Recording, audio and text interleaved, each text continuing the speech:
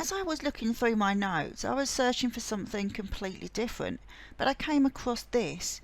It's something I'd saved, meaning to use, from last year, and it's the Global Vaccination Summit that was held in Brussels of September 2019. It was held jointly by the European Commission and the World Health Organization, and if I had to summarise it, it would be a propaganda piece to promote vaccinations. This vaccination summit was the first ever. There was one held in June this year in London, but prior to 2019 there hadn't been any others. Strangely enough, just 2 months later, on the 2nd of December 2019, there was another similar summit held. It was the Global Vaccination Safety Summit. I can't help but wonder if these summits were perfectly timed. If you think about it, the first one was just 2 months before the outbreak of Covid-19, and the Safety Summit was just it was about a month before the outbreak. If there had been previous vaccination summits, I wouldn't have thought so much of it, because it would have been a regular thing. But suddenly to have 2 in 2 months, just a few weeks before we had the outbreak of Covid-19, I can't help but be suspicious. Why?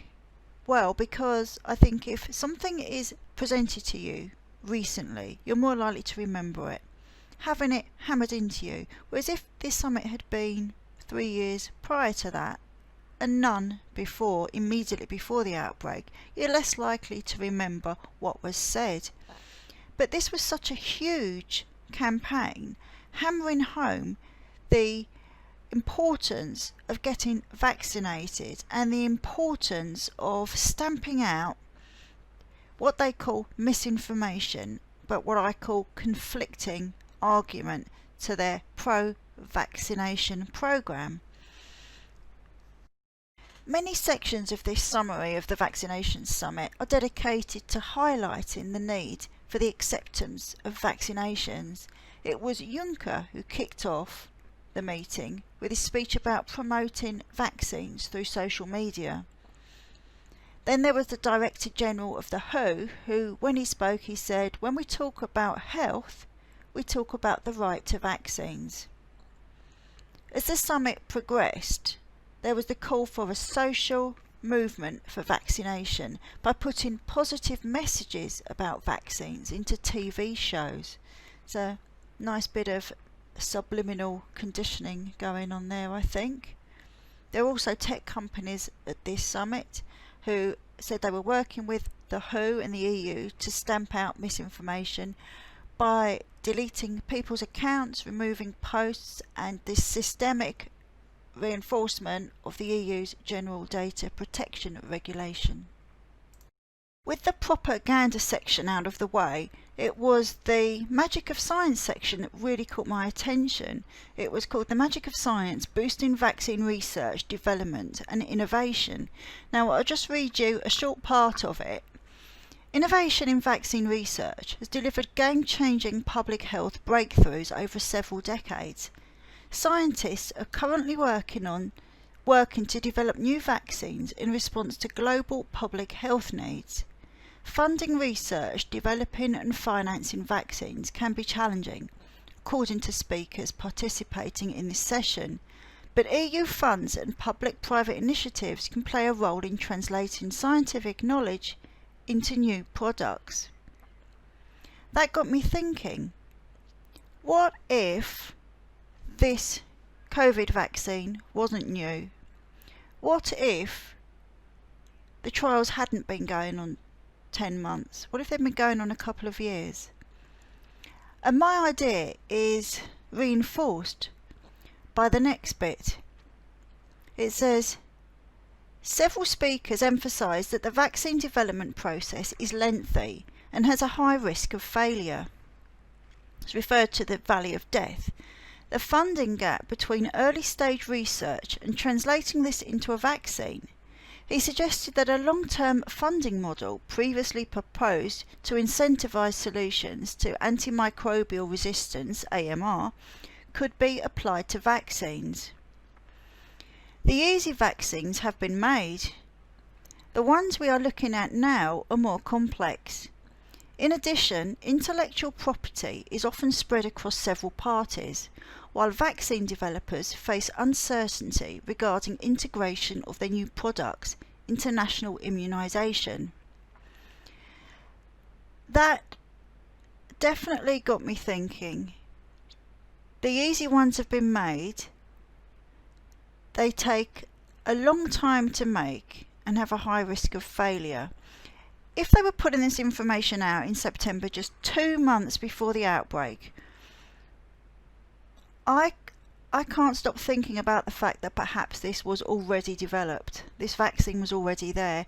Maybe that's why it isn't patented, because the patent will show the date the application went in and not just the date it was passed.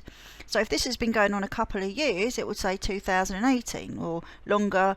I mean, the average time it takes to make a vaccine is between 5 and 10 years, depending on the complexity of it.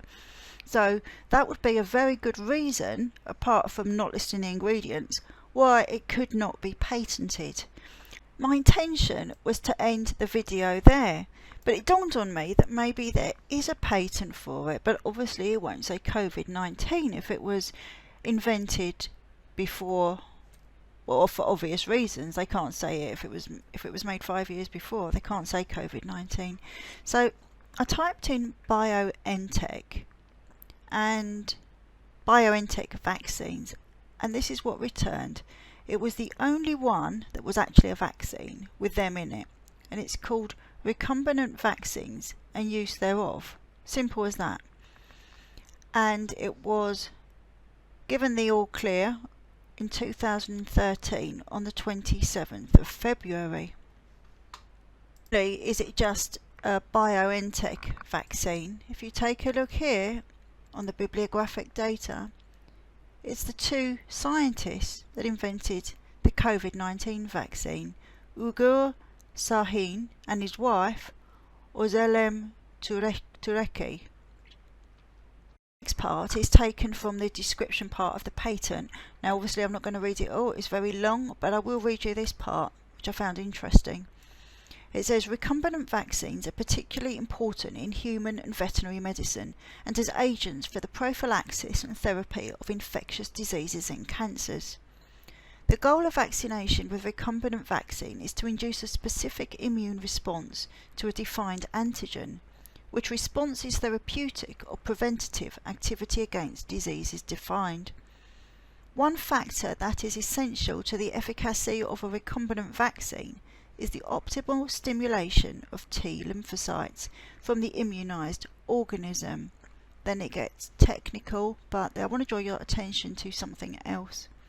Let's look back at the title, the return search, and it says 27th of the 2nd 2013 passed, earliest priority, which is when the first part of the patent was put in, 2003, which makes it 10 years. Now that fits really nicely into the 5 to 10 years it takes to create a vaccine. Do you know, I'm probably wrong, it's a long shot, but it does have a lot in the body of it and in the claims of what the Covid-19 vaccine has in it. That coupled with the fact that it's the same company, it's the same scientists, it's the same type of vaccine that targets both cancers and pathogens. It's, you know, too many coincidences make a plan in my mind. I'd be really interested to find out what you think of this. Thank you so much for listening to me again.